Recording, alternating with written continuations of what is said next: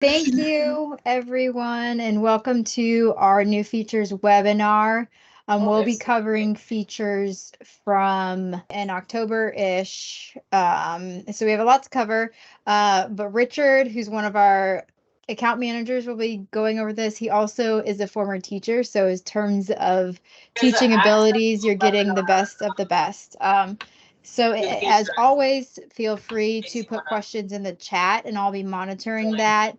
And also we always recommend following up with your account managers if you have questions. And then all of these features we discussed today should be in the knowledge base. So that's another resource for if there's anything that piques your curiosity and you would like to get it set up in your shop.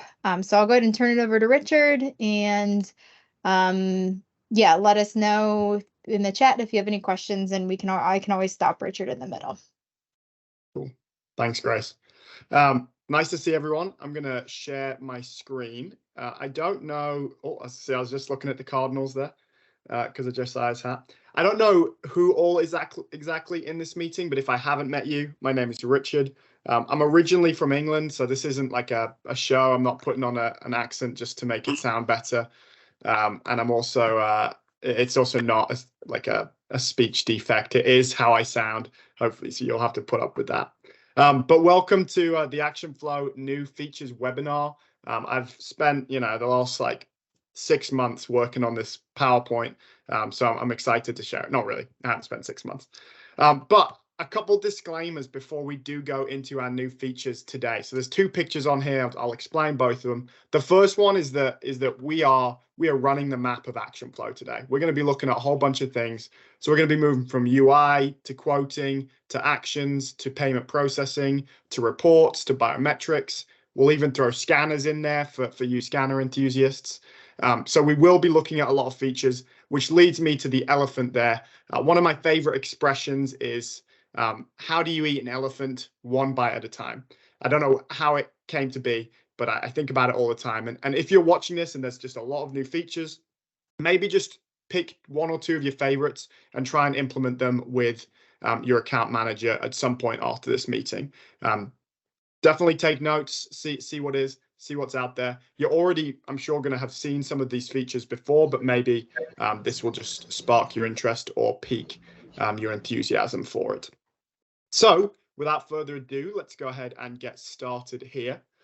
The first new feature is our most recent feature, one that you will certainly have seen if you've logged on to ActionFlow in the last 2 weeks, and that is our new UI, filled with beautiful greens and blues, and there's even a purple in there if you look hard enough. Couple things that I want to point out to you about this new UI. First is that the quote wizard is gone. So instead of quote wizard, or hasn't gone, but it's changed names. It's now called create quote, and it's going to be in the center of the picture, right in that green box there. And we've also moved our select customers into the middle. That way it's just easier to see. Kind of a bigger change with the UI is that there is a customer view and a job view now. And so the customer view is this left picture, and that's going to show you all the basic information about the account and the job, whereas the job view is just going to show you that job information. There is a way to default to job view in particular. If you want to do that, every time you log into ActionFlow and you choose an account, it will go straight to the job. Not only is this available for like our customers and things like that, it's also available in inventory. Same deal. You've got this inventory order is now in the middle, and we also have the inventory order view and the inventory item view. And here are these nice purples that I was telling you about. There's even a beige, and maybe that's an olive in there as well. So yeah, we have changed some things around. Hopefully you think it looks as nice as we do. We'll move away from the UI and we will jump into the area module. So there's 2 views that you can toggle back and forth between in the area module. We have the basic view and the advanced view. The basic view is going to be on the left, and then the advanced view is going to be on the right. If you are happy with the basic view, stick with it. But I've gone ahead and put some boxes around what isn't on the basic view, what's on the advanced view instead. And so things like fabrication notes, exporting DXFs, markups, target values, and then some of the information about when the area was actually created is in the advanced view as well. So that's just one way of making your action flow look a little bit more like you want it if you're interested in that. We're going to jump away from the, actually, we're not going to jump away from the quoting. We're going to jump back into the quoting. We're still swimming in the area module here. Two more things. On the left, you can toggle now between slab and square foot in your colors. And so previously, you would give your pricing to an account manager who would implement everything under square foot or slab, however you saw fit, and that was your lot. But now you have the ability to switch between slab and square foot for different colors. Just make sure you're observing your pricing as you're doing that. In the top right, you can see two more features that have been added.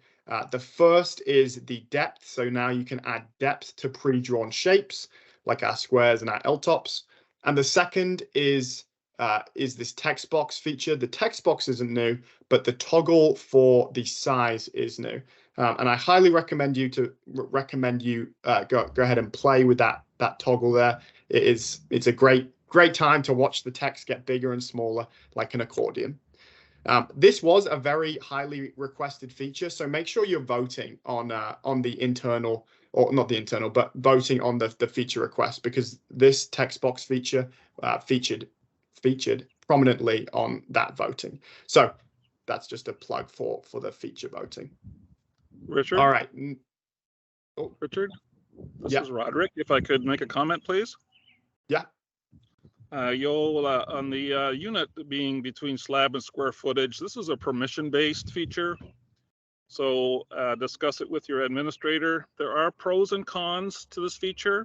Maybe you only want to permit this to certain users in your system, but not all. So best to check with your account reps and find out how that works and sort of what is the pros and what's the cons of that feature.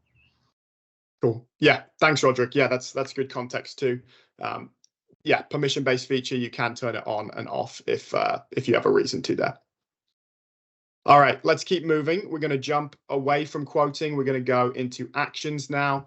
On the left, this is kind of a minor new feature, but it is a new feature nonetheless. The history button used to be if you clicked right, or if you right-clicked on it, you would open up the history tab. Now it's a button more so. So when you left-click it, you can see all the history. You can toggle that you can always see the history, but we do recommend that as it does kind of slow down action flow. A bigger new feature is on the right, and that is our texting feature.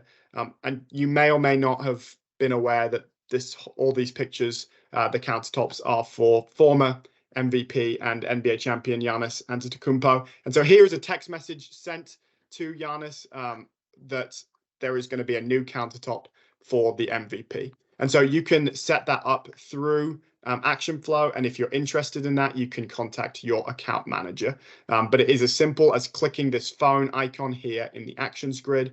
You should already have phone numbers for customers set up in the customer details, and you can just go ahead and easily text them if that's how your company does that. We're going to stay in actions here, and we're going to talk about urgent actions. So again, MVP Giannis Antetokounmpo, he needs his countertops today. And so you can see up here in the do now list, it is bolded in red. There is no way that whoever needs to do this action can miss it. And it's bolded in red because the urgent checkbox has been checked here. And so as you are going about your day, and if there is an urgent action, then we're going to encourage you to use that urgent checkbox. And there is a way to, in the back, to make all specific actions urgent. So, for example, if email template days was an urgent action right here, we could toggle it so that it was always urgent. Let's go to payment processing. If you are signed up through ActionPay, which is just a fantastic feature for a whole number of reasons, it is really easy to email and text links through ActionFlow. That's something that's been updated in the last few months. So in the credit card payment and the ACH payment that are right below the area module details there. If you right click on either of those, then this box will pop up so that you can copy a link, you can email a link, or you can text a link. And not only can you do those things, but you can also only pay partially, or you can pay fully that way as well. Let's move away from payments and let's look at our this feature here, which I guess is in the job data field. So now we're in the job data section of ActionFlow. This was a highly requested feature, but job dates now go in, or can go in, the job data field. So for example, the accepted date, the fabricated date, and the installed date. You can talk to your account manager to set that up, but we've just made it easier to see key dates along the job process timeline. Richard, if I may comment again, can you go back one screen, please? Sure. The confusion is that it will only show you the first of each one of these statuses.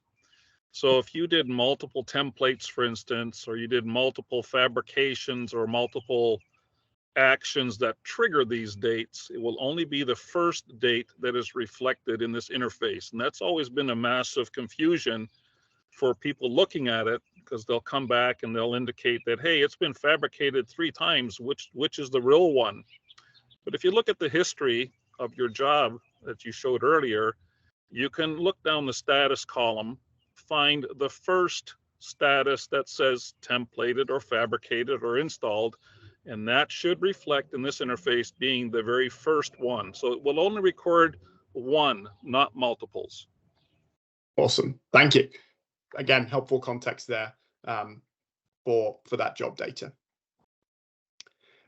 In reports, we have a new commercial estimate and a commercial invoice. So if you're doing a commercial job, then you can go ahead and in your job on the left side where this little checklist is, you can go to reports and you can pick commercial estimate or commercial invoice, and it's going to create this really nice job or commercial report or invoice with all the information broken up unit by unit. And so that's something that is newly in the works as of the last month. And so if you are someone that uses commercial information, then we would highly recommend that you look at these reports and invoices. Again, or estimates Richard, and invoices. I'd like to make a comment here. Yeah. Don't be fooled by the word commercial.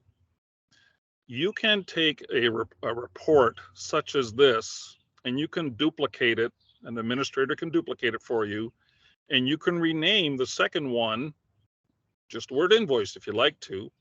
And so therefore it can be used not only on commercial jobs, but it can also be used on residential jobs. So the commercial only comes about because of the way the form has been named, but behind the scenes, it can be duplicated, renamed, and you can repurpose it for residential type projects as well. Yeah, cool. Thank you. So yeah, those are the commercial sides, or I guess it's not just commercial, could also be residential, or however you wanted to name it. Hey, Richard. Yeah. Could I also add, this is Jordan Watt, by the way, as well. When you select these reports, it will give you the capabilities to choose which jobs persist to the report as well. So it won't, normally the outputs for these reports include all the jobs associated to that customer. But with these particular reports here, you can hold down control, select which jobs you want to persist, run the report, and it'll only send those to the to that output. So that was just another quick detail on those. Awesome, thank you. Yeah, so as you can see in the background here, there's a whole bunch of jobs popped up, and if you were just to control and click the different jobs, you would be able to indicate which jobs you wanted on those reports. All right, 2 more things here on biometrics and recommended scanners, especially if you are in the market for a new scanner. I'm going to leave this up for just a second so that you can write all those letters and numbers down. But first, let's go to biometrics. Couple new features there. On Android, you can now use your fingerprint to get into the ActionFlow app, and on iPhone, you can now use your face. So everyone knows you have a million passwords to remember. Hopefully, this is just one less, even though you can't really do that on your computer. But still, it's going to save some time. And if ActionFlow is in the stone industry, we're also in the saving time industry. On Android, you can use your fingerprint, and then on iPhone, you can now use Face ID to get in. And then those recommended scanners down there, the Motorola cordless linear scanner. I'm not going to read out all those letters and numbers, is one. And then there is also the Netum Bluetooth barcode scanner.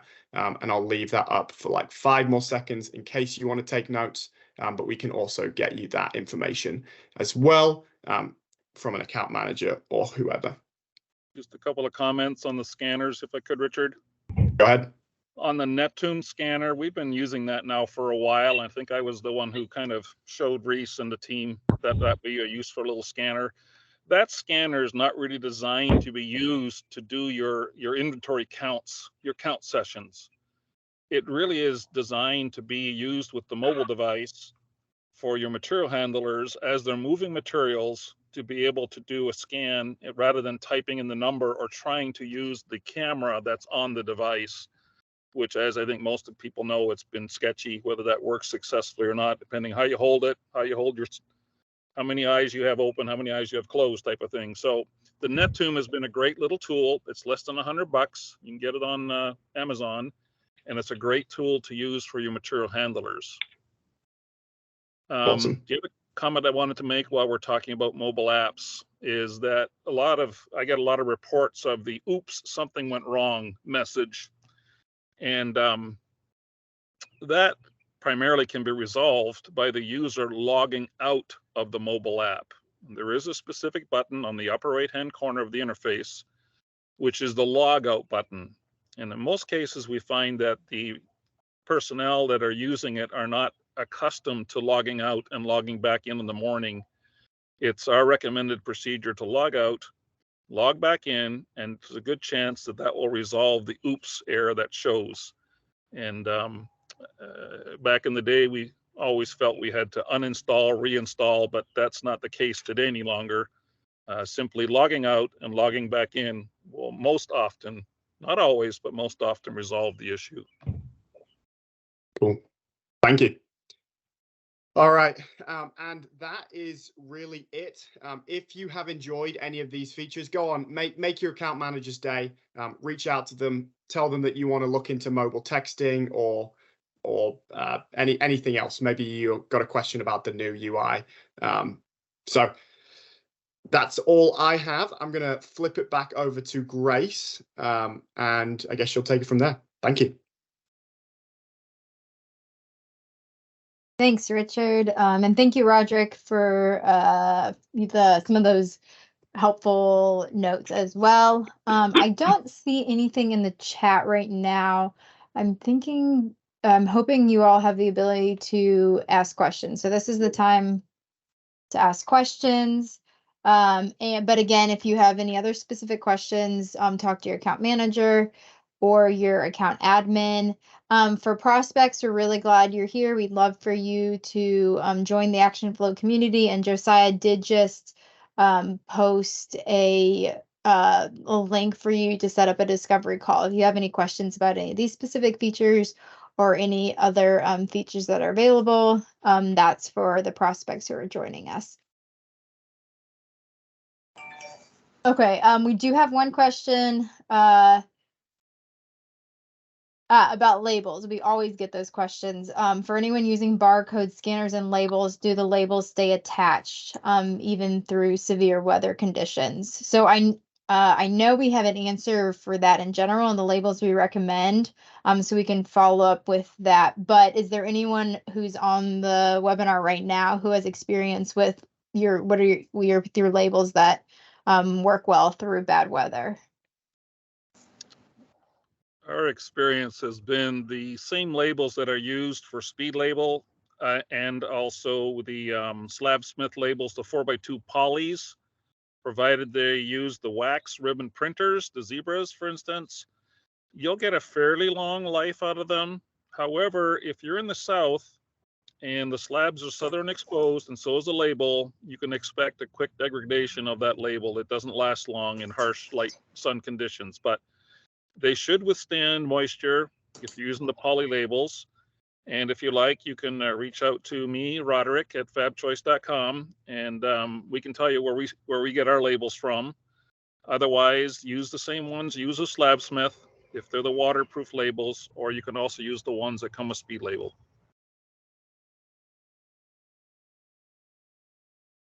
Awesome. Thank you, Roderick. Sherry, is that answer your question? Well, hey, this is Reese. I'm going to say a couple things. My understanding on speed label, you know, you're wanting a label that's going to stick for maybe a week or two as it goes through the shop. And then you're going to want to pull it off and it's not going to leave a residue. Whereas for like Sherry was asking about severe weather, you know, a label for your inventory that might be stored outside should be, I mean, that adhesive should be two different things for speed label versus your inventory labels. And yeah, we think that, I think we have some labels that stand up to weather. And also, you know, Roderick just mentioned, and he definitely has some experience with the fading, but certainly I know there's ink out there that's supposed to stand up to the ultraviolet or the whatever it is that comes from the sun. And you definitely want to look into, you know, getting the right ink and getting an ink that's supposed to stand up against the degradation of the sun. So, Reese, this is Roderick. My comment on speed labels, not so much was not so much speed label as it is the label stock. It is very durable. It's weatherproof. And provided you have a printer that uses the wax ribbon to imprint the ink, if you will, or the barcode, you should be fine. So I wasn't specifying speed label as opposed to their label stock. well, and yeah, I guess it's a question of the adhesive that's on the back of the label. Some adhesives are meant to last longer than others. Okay, we'll go ahead and assume there aren't any other pressing questions, and we will sign off. And I think we're going to have quite a few more webinars in the next few weeks, so just keep your eye out for those, and have a good rest of your week. Thanks, Richard. Thanks, Grace. Yeah, good to hear from you, Roderick.